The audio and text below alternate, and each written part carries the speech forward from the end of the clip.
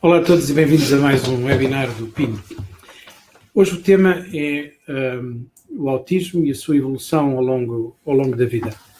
É um tema muito importante, por variadas razões, e eu lembro-me que em muitas conferências que faço sobre os temas do autismo, ou o tema do autismo, se quiserem, digo que eu falo no facto de a borboleta, antes de ser borboleta, era uma lagarta e houve um processo de metamorfose, de transformação contínua. E, portanto, nós não podemos esperar que as manifestações na primeira infância sejam idênticas às manifestações na adolescência e, por sua vez, absolutamente iguais às preocupações do adulto. E, de facto, na criança com perturbação do espectro do autismo, esta lagarta vai sofrendo transformações sucessivas. Eu hoje tenho o privilégio de ter à minha direita a diretora da APSA, da Associação Portuguesa de Síndrome de Asperger, Piedade Líbano Monteiro, e de estar rodeado da Inês Leitão, que é coordenadora do espectro do autismo, e o Pedro Rodrigues, ambos são psicólogos. O Pedro dedica-se à intervenção e a cuidar dos adultos com perturbações de espectro. Estou, portanto, muitíssimo bem acompanhado, o que significa que vocês estão muitíssimo bem acompanhados.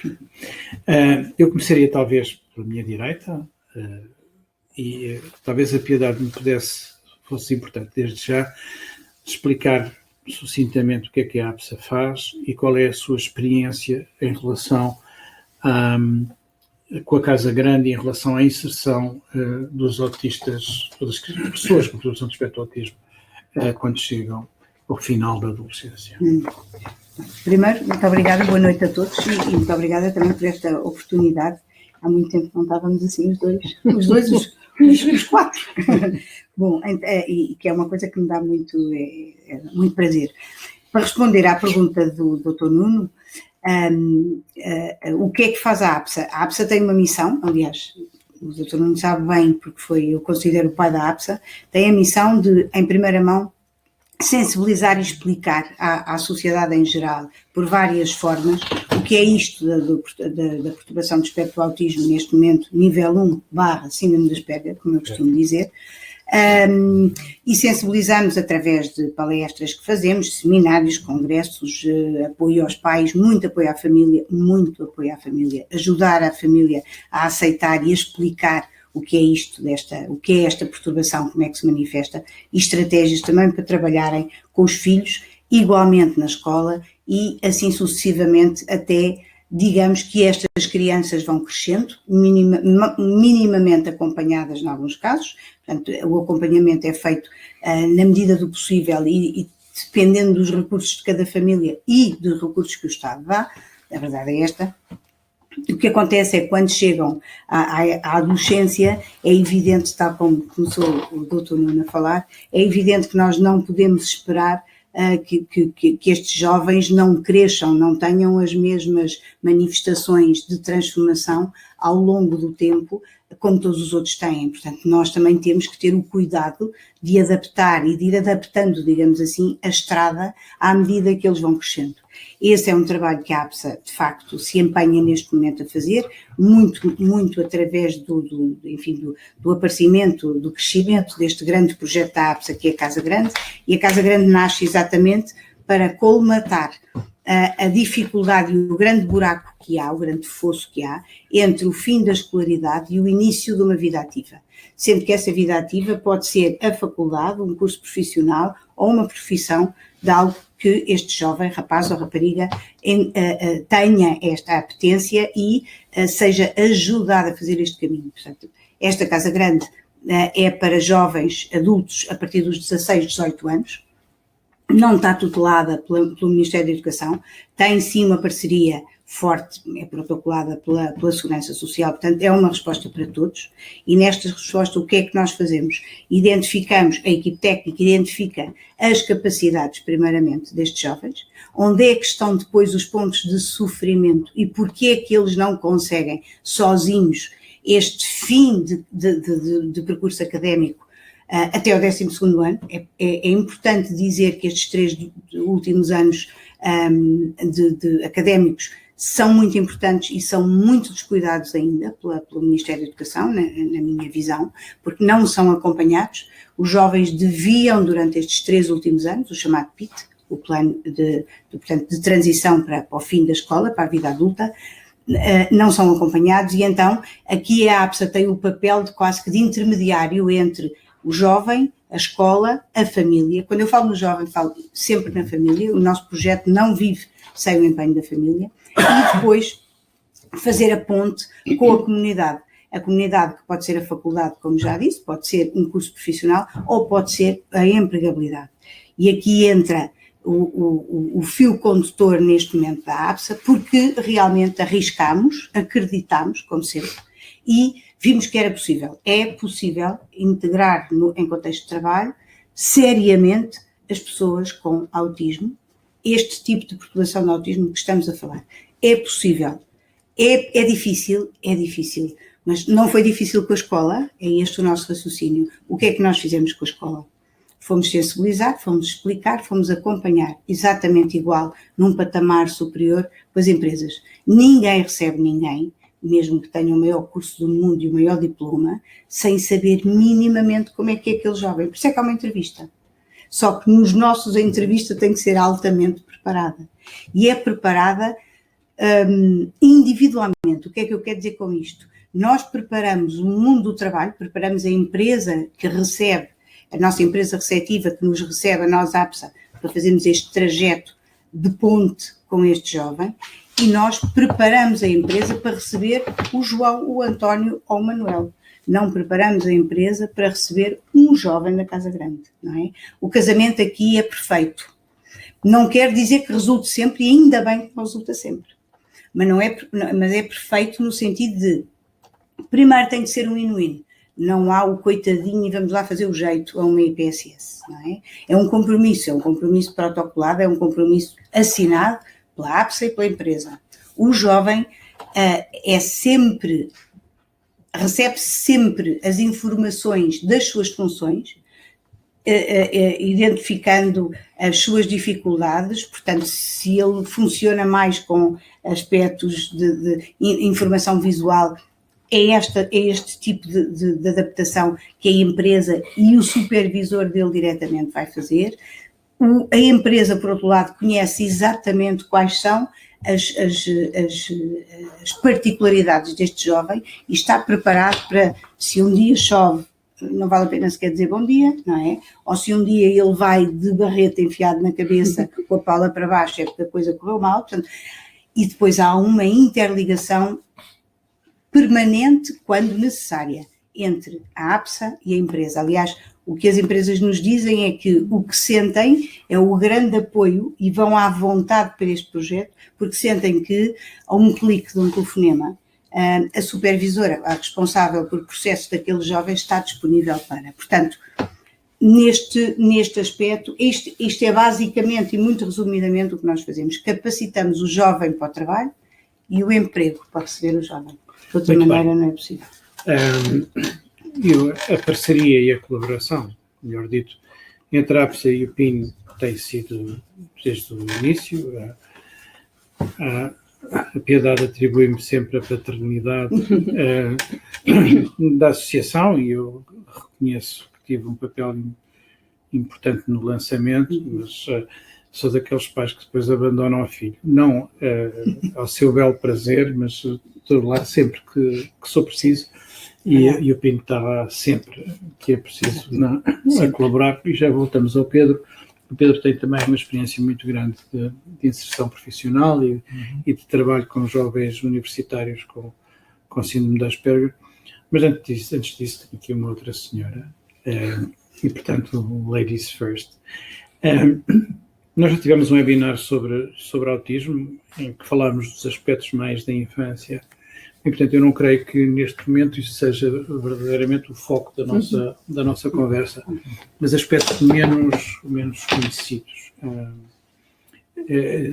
da perturbação do espectro, outras pessoas com perturbação do espectro. E dentro desses aspectos menos conhecidos há o facto de a apresentação do síndrome de Asperger. Eu vou dizer síndrome de Asperger, enfim, mas que perturbação espectral de nível 1 é uma coisa muito complicada, um nome muito grande, enfim, síndrome de Asperger toda a gente sabe o que é, ou enfim, compreendo o que eu estou a falar, e é que são os aspectos do síndrome de Asperger nas raparigas no sexo feminino, nas adolescentes.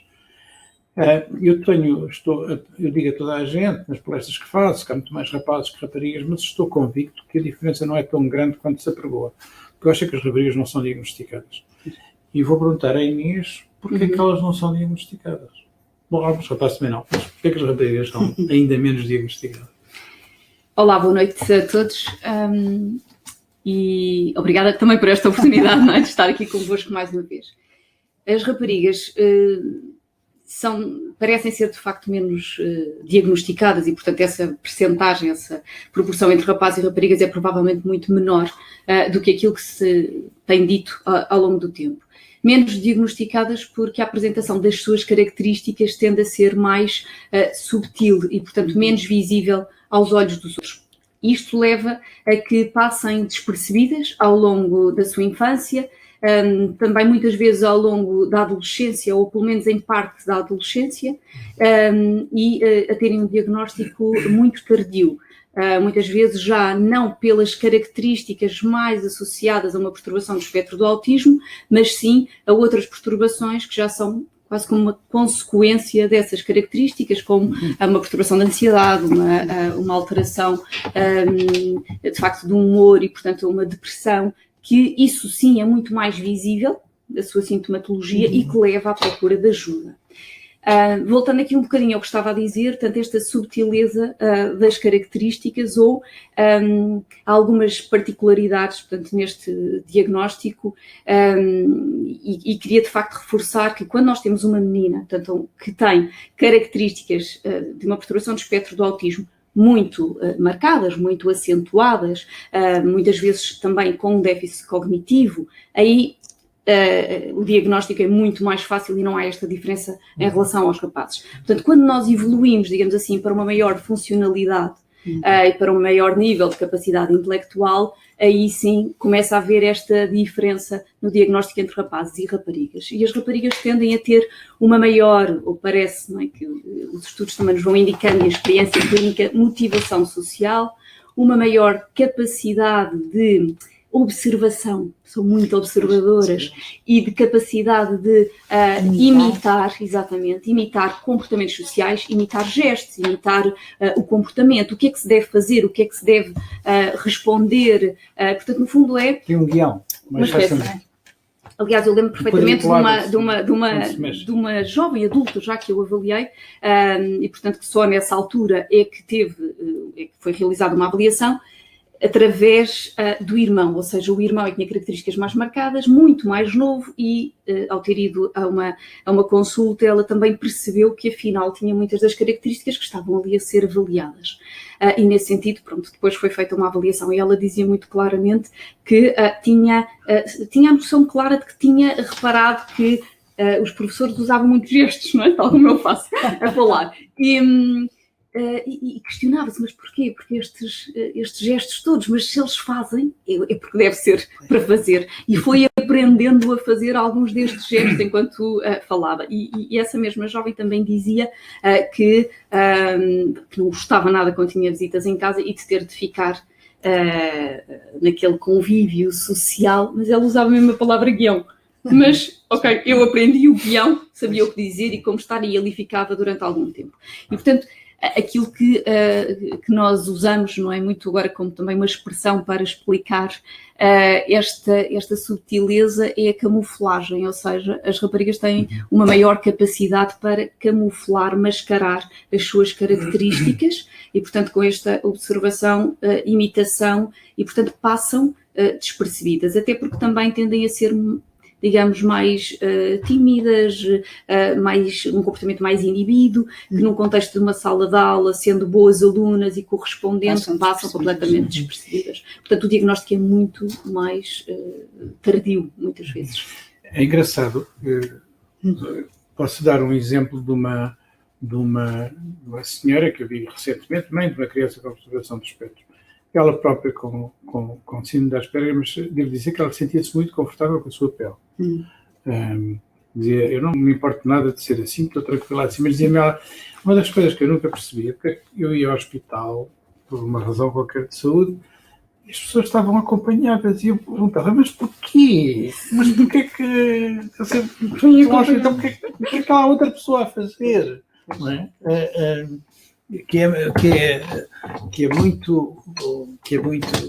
muito curioso.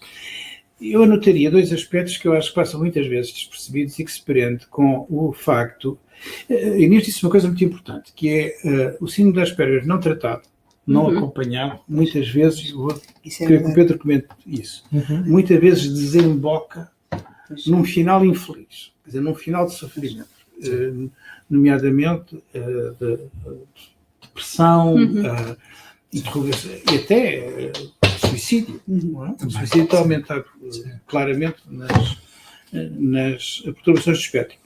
Eu chamaria a atenção para raparigas estudiosas, inteligentes, mas que depois chegam aí por volta do 10º ano e têm dificuldades claras naquilo que a gente chama de metacognição, ou seja, no decifrar das perguntas, na compreensão dos textos com sentido mais abstrato. Muitas vezes os pais aparecem porque não rendem no estudo, quer dizer, esforçam-se e tal, e a aparência é de desatenção, mas não é bem isso, é uma dificuldade a outro nível. Bom, e portanto, e passam muitíssimas vezes despercebidas. Eu tinha um miúdo, enfim, um jovem no 10º ano, eu perguntei-lhe, mas quando tens dúvidas, tu fazes perguntas na sala de aula? Eu não faço. Porquê? Ele disse que as minhas perguntas são burras, ou seja, as perguntas que ele fazia, os outros não compreendiam onde é que estava o problema, onde é que estava a dúvida, onde é que estava a questão. O outro dizia-me, eu não faço perguntas porque o professor vai-me explicar exatamente da mesma maneira. Ou seja, eu não consigo arranjar uma outra estratégia para tentar compreender, não é? É só aquela. Bom, mas são aspectos interessantes e muito importantes e muitas vezes passam despercebidos a uma análise superficial, não é? E eu acho que isso acontece com tanta frequência. O subdiagnóstico. Eu gostava que o Pedro me falasse um bocadinho da sua experiência com jovens adultos, não é verdade? Nas consequências da perturbação do espectro não diagnosticada. Sim. Ora, boa noite a todos, um especial prazer, claro, a todos aqui ao meu lado e todos vocês que estão também a ouvir-nos e a termos. Eu quando comecei aqui no PIN, portanto, no fundo, integrei a equipa para poder dar resposta aos jovens adultos e aos adultos, porque, bom, o PIN começou claramente a pensar aquilo que era inevitável. As nossas crianças e os nossos jovens vão crescer e, portanto, há que dar uma resposta. E de uma forma marcada, inclusive para mim, enquanto clínico, foi receber os primeiros casos enviados pelo Dr. Nuno de jovens adultos, 18, 19, 20 anos, alguns a entrarem na universidade, alguns já na universidade e nunca terem tido um diagnóstico. Nunca. Bom, ou isso, ou terem outros diagnósticos, múltiplos acompanhamentos. Estou recordado de uma família que se sentou à minha frente, conjuntamente com, neste caso já um adulto de quase 30 anos, e aquilo que disseram foi, escuta, você é o 19º psicólogo. E eu, bom, escuta. Ou seja, situações de até um pouco já mais adultos que me dizem, bom, eu já passei por N diagnósticos, perturbação bipolar, depressão, perturbação de ansiedade, perturbação obsessiva-compulsiva, perturbação da conduta alimentar. Olha, escolha. Já fiz medicação de um lado, já fiz medicação do outro, mas sinto que continuo com um conjunto, não só de sintomas, mas desta incompreensão do mundo, aquilo que o Dr. Nuno estava a falar, esta dificuldade em ter este guião, em conseguir compreender o sentido, não só do acontecimento das coisas, porque é que é ditas certas coisas, mas, portanto, também terem uma noção de incompreensão dos outros face a si próprios e que se traduz num grande sofrimento. Aquilo que a Inês estava a falar, eu passo a publicidade que está no site do PIN, um questionário, porque a nossa preocupação também vai nesta vertente científica, procurar compreender o que é isto do comportamento de camuflagem social e, portanto, alinhamos como os grandes centros de investigação a nível internacional. Temos um questionário precisamente para compreender estas características do comportamento de camuflagem social, não só nas mulheres, mas também para os homens, portanto, porque também explicar melhor o que é existe camuflagem esta social. expressão. Nós sabemos, mas não sei se toda a gente... No fundo, esta questão da camuflagem social é o esforço que é sentido pelo próprio para ter um comportamento adaptativo que não ocorre de forma espontânea. No fundo, pensando aqui noutro exemplo, uma adulta que eu comecei a acompanhar há relativamente 3 meses, uma das primeiras coisas que ela me diz foi: olha, escuta, eu estou a olhar para si, mas olha que isto não é porque eu quero, é porque eu aprendi que era assim, porque senão eu estaria a falar consigo e a olhar para o outro lado e continuaria a debitar. E, portanto, disse-o de forma clara e depois deu um conjunto de outros exemplos, desde o sorriso em determinadas situações, esta capacidade de olhar para o outro e ir mimando o comportamento do outro. E, portanto, no fundo, este comportamento de camuflagem social, e respondendo aqui à questão que o Dr. Nuno estava a colocar, está intimamente ligado ao sofrimento psicológico, quer do ponto de vista da perturbação da ansiedade, quer da alteração do humor ao nível de depressão. Porquê? Porque tem consciência, ou seja, o que os estudos, no fundo, do ponto de vista métrico, nos vão mostrando é que quanto maior a capacidade de camuflagem social, maior também o sofrimento psicológico percebido pelo próprio. Porquê? Porque tem consciência de que estão a fazer algo que não é inato. Quanto maior o esforço. Quanto maior o esforço, claro.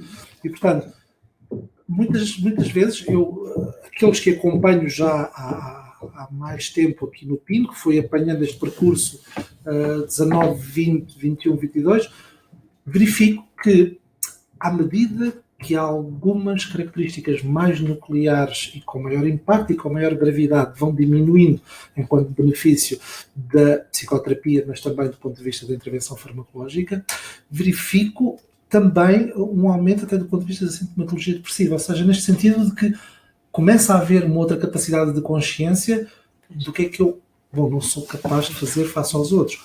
E aqui, sem dúvida alguma, é importante, ligando também aquilo que a Piedade há pouco tinha dito, da importância, né, de poder explicar ao próprio, à família, no fundo também dar a entender o que é esta identidade Asperger, no fundo. Né?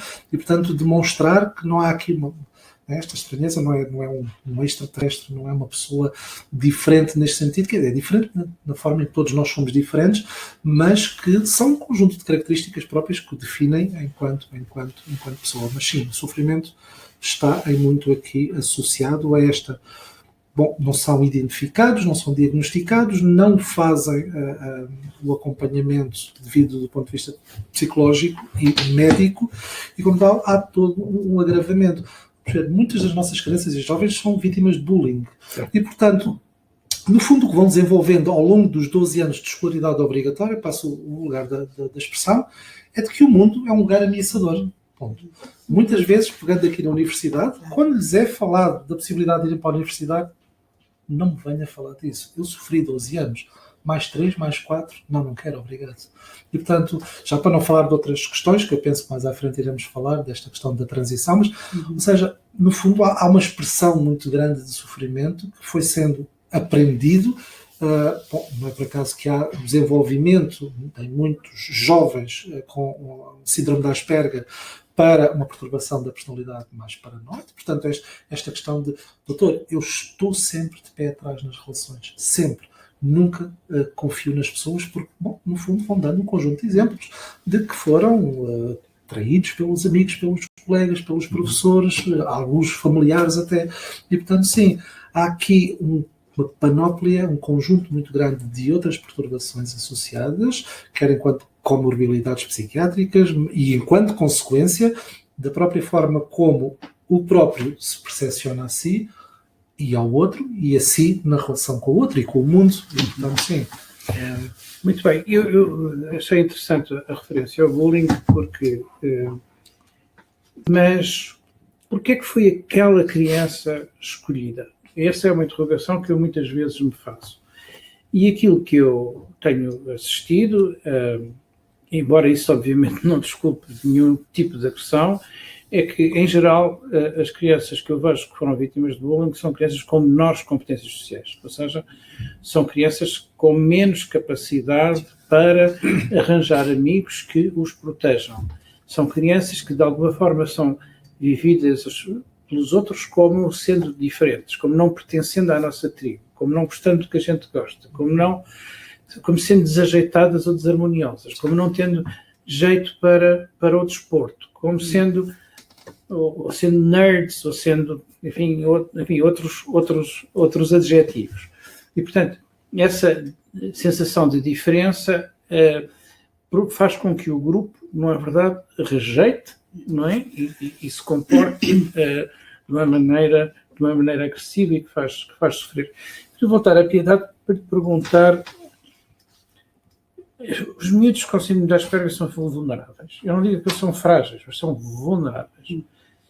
Como é que as famílias vivem essa vulnerabilidade na sua experiência? Porque fases passam a tomar consciência dessas vulnerabilidades e dessa diferença? Mas especificamente em relação ao bullying? Ou em relação ao síndrome de Asperger. Em relação ao síndrome de Asperger. As famílias, enfim, aqui podíamos falar em diversas famílias. Há a família que aceita, e quando aceita tem dois caminhos. Ou está sempre alerta, ou arranja estratégias na própria escola de uma boa comunicação, não só com os professores, mas com os colegas e com a comunidade escolar, e a coisa passa. Este caminho flui desta forma, não é? Os pais sempre atentos e sempre presentes e buscando a solução quando veem que se aproxima um problema. Depois há a outra parte, que são os pais que entram, e eu vou utilizar uma palavra um bocadinho feia, mas é a histeria. A ansiedade e a angústia, e que no fundo acabam por destabilizar mais o filho do que propriamente ajudar, não é? Porque também se sentem perdidos. E como é que agrediram o meu filho, não é? Como é que eu vou fazer agora?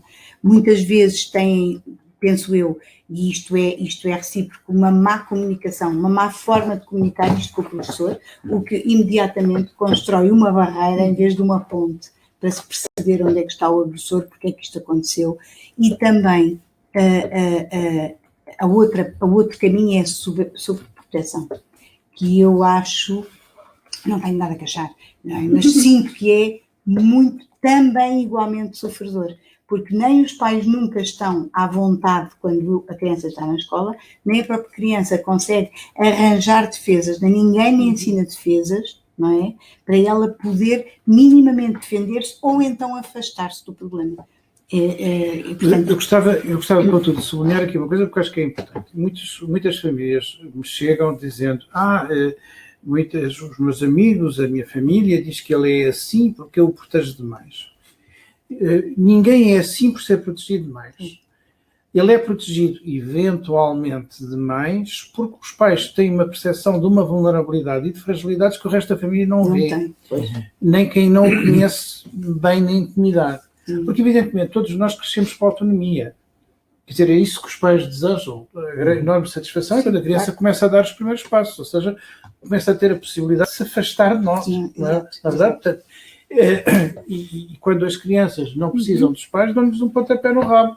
E fazem elas muito bem. Quer dizer, eu já não preciso de ti, já não preciso que me ajudes, eu faço os trabalhos sozinho. Eu já não preciso... Mas porquê é que eu não posso ir sozinho para Lisboa no comboio à meia-noite? Olha, porque não podes. Bom, portanto, eu acho que este ponto é importante, mas essa noção do risco, já agora, leva-me aqui a fazer uma outra pergunta à Inês, e que se prende com os novos riscos. Os novos riscos, quero dizer, dada uma menor competência social, uma menor percepção do outro e das suas mensagens, uma menor percepção dos riscos e, simultaneamente, utilização de um meio tão poderoso como são as redes sociais. E eu gostava que fizesse algum comentário àquilo que tens assistido, que são, enfim, os alçapões das jovens, sobretudo, não só as raparigas, mas sobretudo as raparigas, na utilização com síndrome de Asperger, na utilização das redes sociais. Dentro das perturbações do espectro do autismo, ou particularmente quando nós falamos aqui das perturbações do nível 1, também há alguma variedade nesta utilização das redes sociais, porque nós continuamos a ter, de facto, alguns jovens com perturbações do espectro do autismo que estão muito afastados da utilização. Portanto, também gostava de referir estes, não é? Estamos a pensar naqueles que correm alguns riscos ou como é que podem usar, mas ainda há muitos que estão muito afastados, isto é, que não usam, que não recorrem, que não participam de forma nenhuma. Sim. E estes, de alguma maneira, até por isso, se acentua a sua diferença em relação aos outros e é mais uma das formas de exclusão social e de falta de integração. Portanto, não estão integrados nem, digamos, ao vivo e a cores, mas também não se integram naquilo que são, por exemplo, os grupos que a turma tem no WhatsApp. Hoje em dia, não é? Que é muito fácil ter um grupo da turma Às onde vezes até partilham, são retirados da lista do WhatsApp, isso é uma dor. onde partilham as coisas não só mais sociais, mas trabalho de casa, trabalho de grupo, testes, há ou não há. E eu tenho vários que acompanho de facto que estão no grupo, mas pouco ou nada utilizam ou participam nesse grupo. Depois existem aqueles que procuram, de facto, também através das redes sociais ter algum tipo de integração e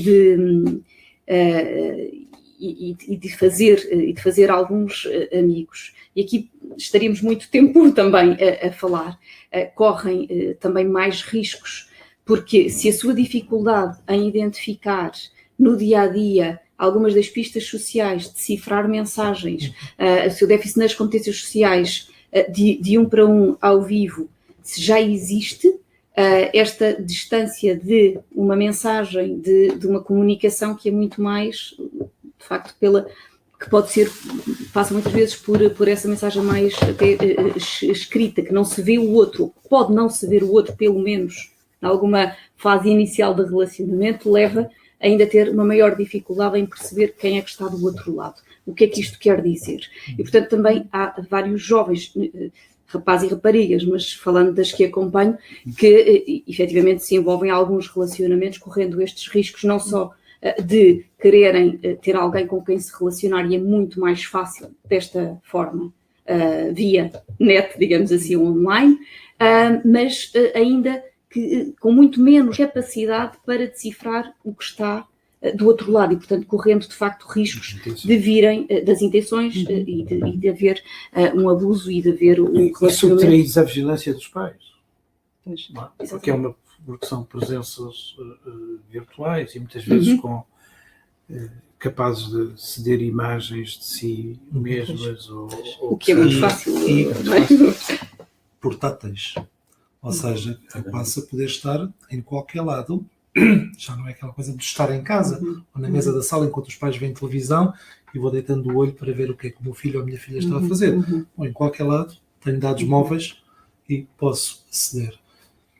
Nesta semana um jovem, de 19 anos, me perguntava como é que eu sei, online, especificamente, que a outra pessoa me está a enganar. Como é que eu sei? Perguntava isto. Como é que eu vou descobrir? A multiplicidade hoje de vivências é tão grande. Ele explicava há uns tempos, porque me falava de uns grupos do WhatsApp. Doutor, muito fácil.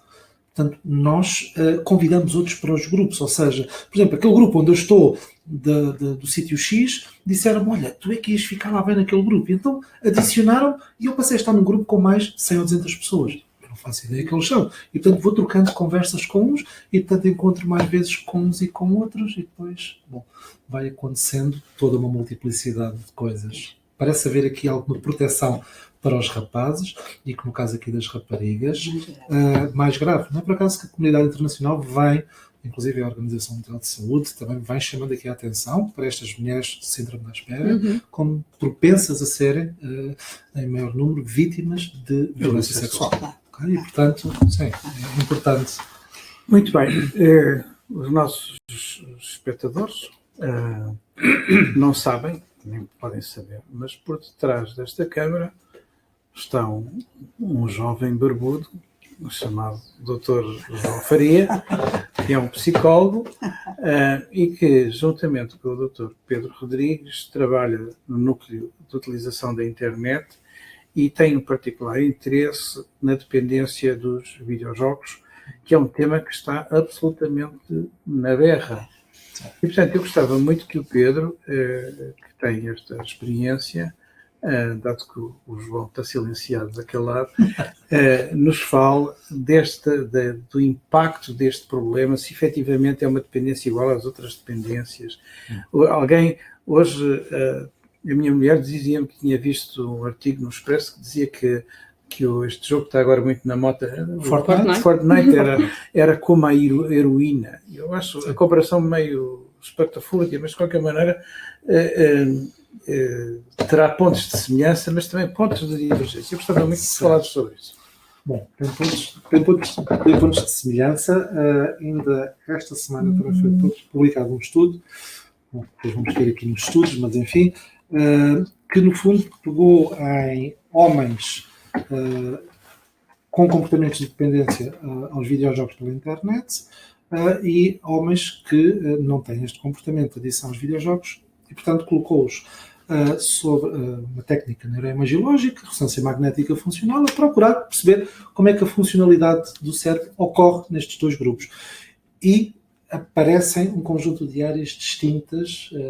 Vale pelo que vale a interpretação, deve ser cuidadosa nesta associação de que os videojogos, ou alguns videojogos, funcionam como a cocaína. De qualquer das formas, e tenho aprendido muito com o meu colega João Faria, há um conjunto de características em alguns videojogos que, por si só, tornam aqui uma maior propensão para a adição. Há diferenças. Eu tenho a possibilidade de comparar algumas situações precisamente com o João Faria. As situações que eu acompanho, e quando o João me convidou para o NIC, para o Núcleo de Intervenção nos Comportamentos Online, foi no sentido de poder dar aqui esta resposta em muito aos jovens com síndrome de Asperger. E, portanto, o comportamento é diferente em muito porque na síndrome de Asperger esta aproximação aos videojogos tem algumas componentes semelhantes e outras não. Muitas vezes ocorre porque faz parte daquilo que são os comportamentos repetitivos e os próprios interesses restritos destes mesmos jovens. E acabam por ter aqui depois um conjunto de outras respostas, à semelhança de outros que não com síndrome de Asperger, que no fundo os consegue manter ligados ao mundo. E, portanto, pensar que terão dificuldades, e muitas vezes os pais referem isso. Eu não consigo compreender porque é que o meu filho tem dificuldades sociais na escola. Ele, quando está online, está a falar com 2, 3, 4 pessoas ao mesmo tempo, ri às piadas, ele próprio faz piadas. Ou seja, há aqui, claro, todo um conjunto de situações que o protegem, esta questão da exposição frente a frente ao outro, o poder responder em tempo diferido às questões que lhe estão a ser colocadas, que no fundo facilitem muito a interação. Mas outras questões, estas crianças, estes jovens e obviamente também estes adultos, no fundo, vivem muitos anos a aprender que são aparentemente pouco competentes para muitas coisas, ou para a escola, e principalmente do ponto de vista social, e aqui descobrem, neste mundo virtual e associado aos videojogos, que são o primeiro, segundo, terceiro lugar de um ranking de milhares de jogadores. E, portanto, sem dúvida alguma, podem exibir na escola um conjunto de medalhas, por assim dizer, do ranking que estão à frente dos outros colegas. Claro que isto traz um conjunto de dificuldades. O número de horas que estão a jogar impacta claramente do ponto de vista académico, mesmo naqueles com francas competências cognitivas para poder dar uma resposta, e também acaba por ter aqui um impacto do ponto de vista social, porque os privem muito do contacto frente a frente com os próprios colegas. Muitos deles jogam com os colegas de turma, mas não interagem, não vão ao cinema com os colegas de turma. É possível em muito da intervenção, e eu e o João temos pensado muito nisso, né, que é poder pensar, principalmente na síndrome de Asperger, que isto faz parte dos interesses restritos e, portanto, talvez não faça em muito sentido retirar, como pensamos, bom, tem um interesse restrito em dinossauros, portanto vamos acabar com os dinossauros para este. Os dinossauros já acabaram, coitados. Bom, mas pensar inclusive como poder utilizar estas ferramentas, para integrar este jovem.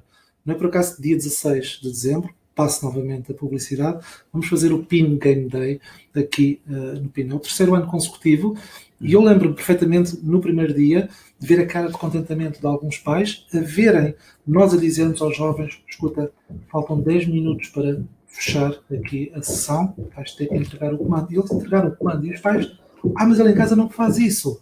A passarem o comando aos colegas, aos amigos, aos participantes, outros jovens, e a falarem com eles.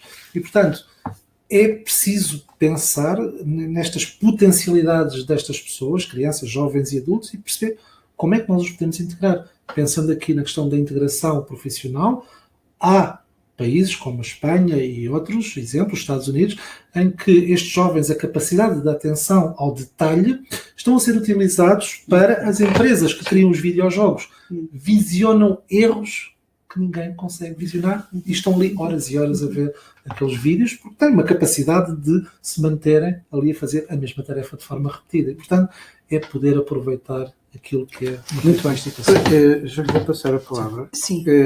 Houve alguém que fez um comentário, um de vocês fez o comentário de que as redes sociais são perigosas para qualquer criança. Ou jovem. É verdade, mas é com aquela questão, são todos iguais, mas há uns que são mais iguais que outros. Ou seja, é evidente que qualquer criança ou jovem pode ser vítima de bullying, de abuso, de engano, mas as crianças com síndrome de Asperger e os jovens são particularmente vulneráveis pelas suas características a serem vítimas da intenção malévola de quem quer que seja. Tanto do ponto de vista pessoal, física, mas sobretudo online, porque é mais difícil de ler. Eu acho que as pessoas inventaram os emojis exatamente porque os mails eram difíceis de perceber, não é? Portanto, é difícil de perceber sem um sorriso, sem um smile que estamos a brincar. Dar um tom, foi dar um tom emocional emocional. que a melodia do discurso habitualmente nos dá e que obviamente o e-mail seco não dá e cria imensas confusões mesmo em pessoas que são boas a fazer leitura, quanto mais a quem tem essa dificuldade. Deixe-me só acrescentar que, de facto, os dados indicam que as crianças que têm perturbações de desenvolvimento, ou, portanto, necessidades educativas especiais, são 3 vezes mais propensas a serem vítimas de bullying do que outras crianças que não têm estas necessidades. Portanto, apesar de todos correrem esse risco, estas são mais vulneráveis. Claro. Bullying e outras formas de violência. Outras formas de violência psicológica e não só. Quais são, na sua experiência na integração profissional, quais são os aspectos mais importantes para o sucesso da integração? Primeiro, é o jovem perceber o que é que gosta de fazer e quais são as suas capacidades e a APSA trabalhar isto, e depois na integração profissional o que mais pesa do lado da empresa são várias coisas. Primeiro, a lealdade. Segundo, a responsabilidade. Ao contrário do que nós muitas vezes não acatam regra, não fazem nada. Se é para estar às 8, é para estar às 8. Se é para sair à 1, é para sair à 1. Uma extraordinária capacidade de trabalho. Não há aquilo que nós fomos lendo, não é? E que o Dr. Nuno tantas vezes dizia, e que não, eles começam e só param quando acabam. De facto, não há interrupção. Não é? Não há ir lá fora fumar um cigarrinho. Nem há ir telefonar para não sei quem, nem tomar um cafezinho fora de horas. Portanto, é isto. E é, de facto, a perfeição, o rigor de responderem àquilo que lhes é pedido, através das funções que lhes foram dadas fazer. Depois, é a necessidade que eles sentem de, a pouco e pouco, e porque se vão sentindo à vontade no ambiente de trabalho, de ir buscar o outro, de fazer amigos. E, de facto, uma população que os recebe está preparada para isto E com a mediação a coisa vai acontecendo. Portanto, mas para responder muito concretamente, devidamente adaptados e acompanhados, estes jovens, isto é palavras de uma empresa, da REN, valem tanto como qualquer outro, às vezes até mais. Outro, um supervisor da Accenture, onde nós temos jovens em programação, robótica e em testar exatamente erros em sistemas informáticos, e não sei explicar mais nada, mas são 3 que estão na Accenture já com contrato renovado 2 anos. O supervisor de um deles, que está sempre em contacto e fazem várias avaliações, dizem, ouça, esqueça, ele vai cá ficar, porque ele sabe mais disto do que eu. Ele sabe, eu tenho que gerir 300 mil coisas, mas ele sabe muito mais disto do que eu. Portanto, o Ruben vai aqui ficar. Portanto, isto é um exemplo de como eles Mas estão. também há dificuldades, não é? Servir-se mar de rosas. Não há mar de rosas. Aliás, os primeiros tempos, isto é sempre um first step, não é? Os primeiros tempos são de muito contrabalanço, muito jovem ir acompanhado com o seu responsável de processo, de forma muito soft e sem nos metermos dentro da empresa e no dia-a-dia da empresa, saber como é que está, como é que não está, e são códigos criados também entre a responsável de processo e o próprio supervisor. Claro que isto é tudo feito não molestando o espaço em que todos os outros colegas estão a trabalhar, porque se é importante nós incluirmos os nossos filhos, também é importante que os outros não se sintam excluídos. Portanto, não há cá, põe a mesa ali e arrasta a cadeira daqui. Pedro, É adaptar. eu perguntava-te da tua experiência na inserção académica, na inserção universitária, porque tu tens feito um trabalho, enfim, dentro do PIN muito importante nessa área. Bom, cada vez mais, para já, temos mais jovens adultos a entrar no ensino superior. Eu, do total de pessoas que acompanho por semana, neste momento tenho 20 jovens no ensino superior. Portanto, todos eles com um diagnóstico de síndrome de Asperger, com um perfil cognitivo que vai desde um perfil cognitivo médio, inclusive superior.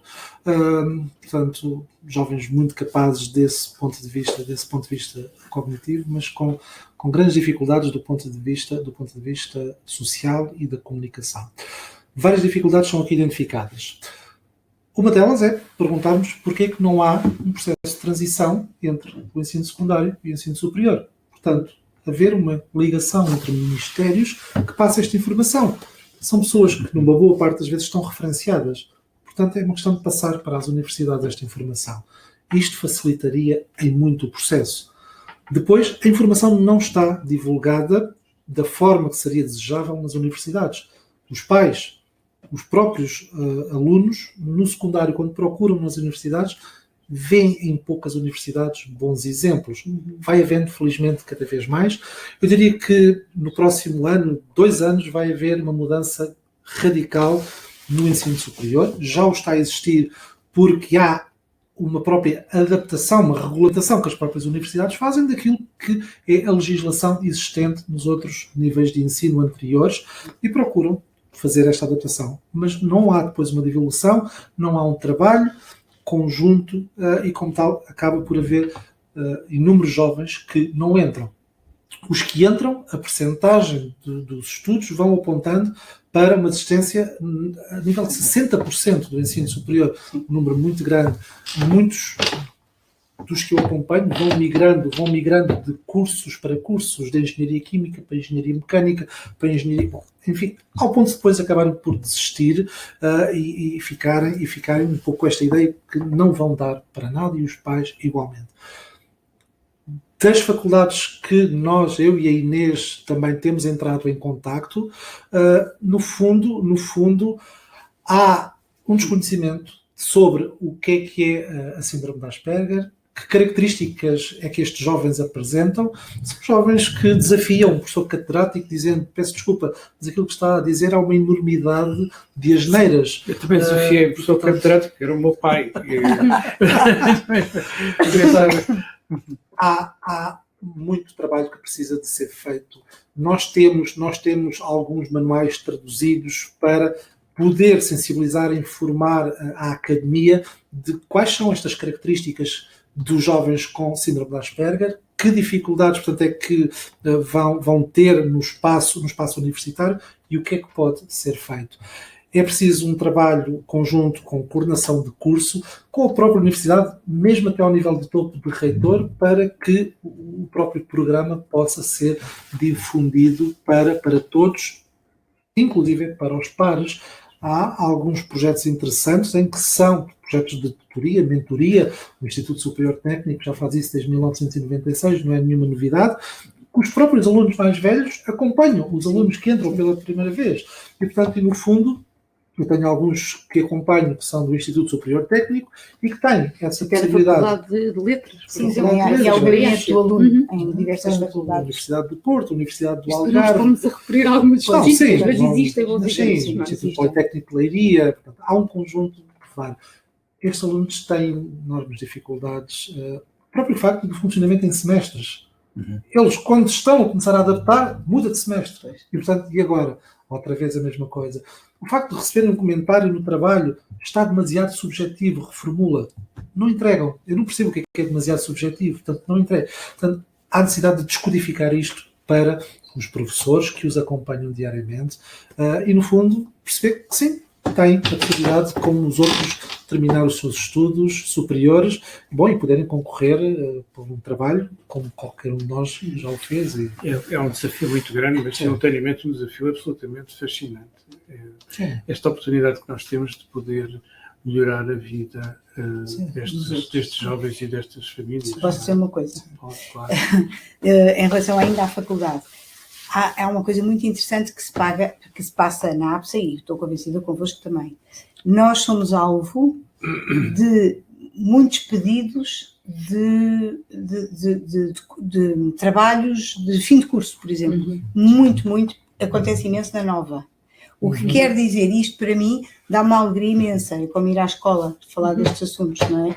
Porquê? Porque estes alunos vão de certeza ser excelentes colegas, não é? Porque estão receptivos, e de certeza excelentes pais e de certeza excelentes cidadãos, porque têm interesse em saber, e são coisas perfeitamente assumidas, não é um trabalhito, não é? Tem o responsável, nós temos sempre o fim dos trabalhos com a respectiva nota, e eu acho que isto é muito importante, porque é tocar exatamente naquilo que o Pedro dizia, a um nível mais oficial, mas são os próprios colegas, de facto, que já pedem para trabalhar este assunto das perturbações de espectro do autismo. E eu acho que é muito importante esta nota. O nosso tempo está quase a acabar, isto passou que nem uma flecha. Não podemos alargar. Mas há limites. Esta estação tem outros horários. Tem anúncios, o que é que a gente está a fazer agora? Bom, isto por acaso é engraçado, nós estamos a trabalhar de frente para a futura SIC. É verdade, é verdade. Bom, Anyways, eu ia perguntar ainda relacionado com isto, porque houve um espectador nosso que colocou esta questão. E que eu poderia desta maneira, muitos miúdos com síndrome de Asperger têm uma enorme dificuldade em precisar o menu, a escolher o que é que vão de comer, não é? Aqueles que são ultra seletivos é muito fácil. Bom, mas perante um conjunto de escolhas tem uma dificuldade grande em selecionar. Estás de acordo com isto, é verdade? Sim, completamente. E a pergunta deste pai, presumo eu, a mãe, é no nono ano, na transição do nono para o 10º, na escolha de áreas, na seleção quais são as dificuldades e como é que a gente pode eventualmente ajudar nessa decisão? Então, não é uma pergunta fácil. Não é nada uma pergunta fácil, mas há de facto essa dificuldade em decidir. Estes jovens não sabem o que é que vão fazer e receiam muito que uma escolha, portanto, pensando de uma maneira também muito literal, muitas vezes, que uma escolha tomada agora, portanto, do nono para o 10º, determine totalmente o seu futuro. E, portanto, nós temos que ajudar a perceber que não é assim, que isto não é só um caminho, mas que é abrir, de facto, uma porta para diversos possíveis caminhos, e temos que ajudar nesse sentido de perceber que daqui para a frente vai haver ainda um mundo de outras escolhas, será a primeira. Depois, de facto, têm essa dificuldade em decidir e muitas vezes sem noção nenhuma do que gostariam de fazer, e nós vamos ajudando aqui num conjunto de várias etapas a perceber, de facto, quais são os seus interesses e se esses interesses podem ter, de facto, uma relação com aquilo que podem vir a fazer no futuro. Chama a atenção que nem sempre o facto de ter um determinado interesse numa área, num tema, num tipo de atividade, se transforma numa atividade profissional. Porque pode ser um jovem que tem um determinado interesse, mas que tem outras limitações ou outras dificuldades noutras áreas e que não consegue, efetivamente, dedicar-se àquela área. Nem seria bem isso, não é? Portanto, nós vamos ajudar a perceber se os interesses têm essa aplicação, vamos tentar ajudar a perceber quais são as suas características e que impacto é que elas têm, como, por exemplo, de facto, um jovem que gostaria de fazer algum tipo de trabalho que implica muito a motricidade fina. Poderá ter dificuldades na motricidade fina e, portanto, não ser o ideal, não é onde vai ter o seu potencial. Nós podemos fazer uma avaliação, de facto, mais formal também, e fazemos no PIN aquilo que habitualmente é realizado nas escolas, uma avaliação vocacional e dos interesses, mas nós temos, obviamente, aqui outras áreas que são avaliadas, como esta que eu disse, dos interesses, e temos em conta não só aquilo que é feito numa orientação, passa a expressão normal, digamos assim, vocacional, mas temos em conta as características do jovem, as suas dificuldades sociais, as suas hipersensibilidades ou alterações sensoriais que são também, podem ser ter um impacto significativo naquilo que vai ser uma escolha no futuro. Temos que ter em conta aspectos da sua regulação emocional, de autocontrole e, portanto, das suas características também de compreensão e de expressão emocional e, portanto, fazemos uma avaliação vocacional que é muito cuidada nestes aspectos que dizem respeito à perturbação do espectro do autismo. Portanto, é um caminho que se vai fazendo por etapas e percebendo, de facto, para qual é que o jovem está mais vocacionado e onde é que as suas dificuldades terão um menor também impacto. Muito bem, muito obrigado a todos. Este é um tema absolutamente fascinante. No PIN nós temos uma ligação muito particular às pessoas com síndrome de Asperger e de alguma forma especializarmos nos diversos grupos etários e nas diferenças de género e nos aspectos de orientação vocacional e académica e portanto esta é eu creio que ressaltou desta hora em que estivemos juntos. Aquilo que nós estivemos a falar não era debitar conceitos de livros, mas é mesmo o resultado da experiência vivida, da reflexão cimentada na nossa atividade cotidiana. Espero que tenham apreciado e que vos seja útil e convido-os para o próximo webinar do PIN. Obrigado.